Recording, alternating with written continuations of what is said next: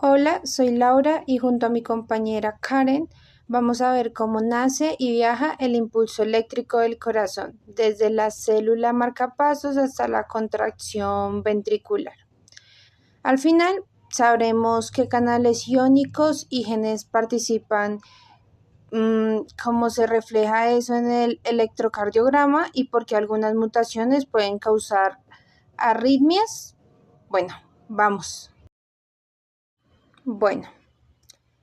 Realicemos una vista rápida. El corazón tiene un marcapasos natural, el nódulo, que genera el impulso eléctrico. Este impulso pues viaja por una específica que es SA, AB, haz de Is y fibras de Purkinje.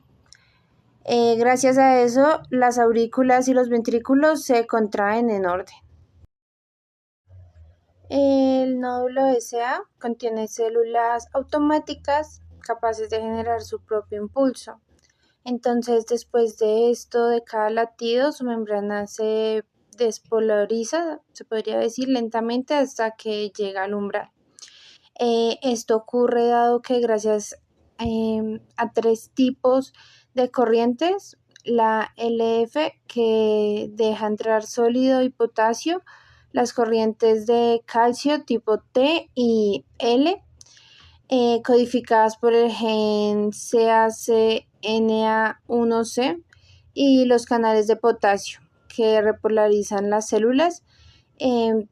Podríamos decirlo así como en resumen, que LF inicia, el calcio pues lo dispara y el potasio pues lo reinicia. Bueno, el impulso del nódulo SA pasa por las aurículas a través del gap junctions, generando su contracción. Pues cuando este llega al nódulo AB se produce un retraso fisiológico, ya que estas células conducen más lento. Pues dado esto, ese pequeño retraso de más o menos unos 0.1 segundos permite que las aurículas se vacíen completamente antes de que se activen pues los ventrículos. Como siguiente punto es importante hablar sobre el potencial de acción ventricular que habla de cómo se activa como tal una célula específica del corazón. Entonces, digamos que cada latido empieza con un impulso eléctrico que llega a las células musculares del corazón, que son conocidos como miocitos ventriculares. Digamos que cuando este impulso llega, cambia como tal el voltaje de la membrana y produce pues, el potencial de acción, que es como una mini corriente que hace que como tal la célula se contraiga. Entonces, esto consta como tal de 5 fases, como si fuera una onda eléctrica.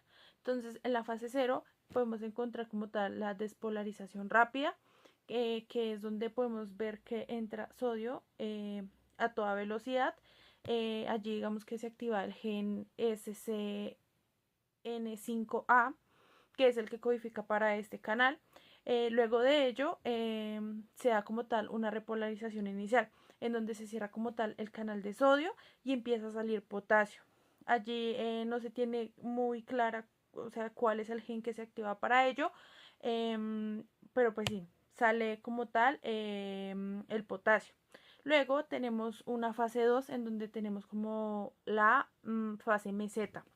Digamos que allí lo que pasa es que empieza a entrar calcio, mientras el potasio, mientras sale potasio y como que todo eso se equilibra.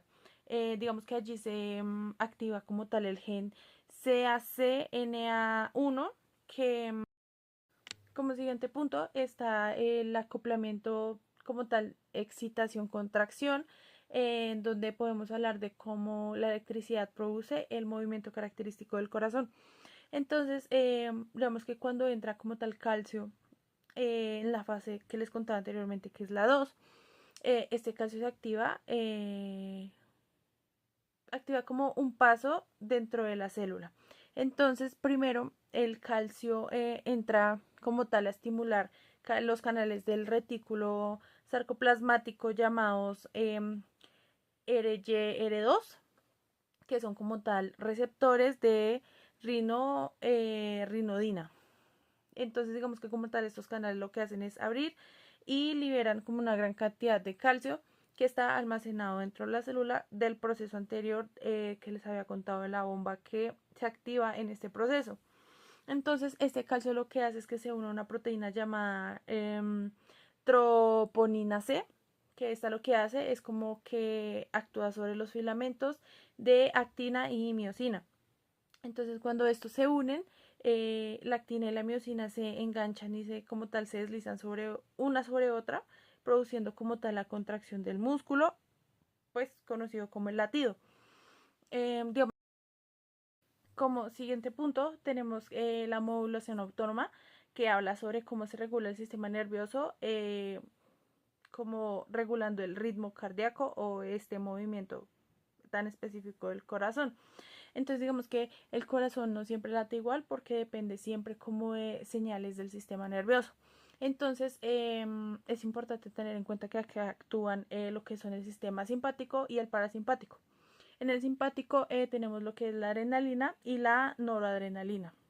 Entonces digamos que allí lo que pasa es que aumenta la frecuencia y la fuerza del latido. Digamos que se activan receptores beta 1 en el corazón que hacen que, como les contaba, entre más rápido calcio y sodio. Digamos que el resultado de esto es que el corazón lata más fuerte y más rápido. Digamos que siguiendo con el sistema parasimpático, que es lo que hace es hablar sobre el vago y la acetilcolina.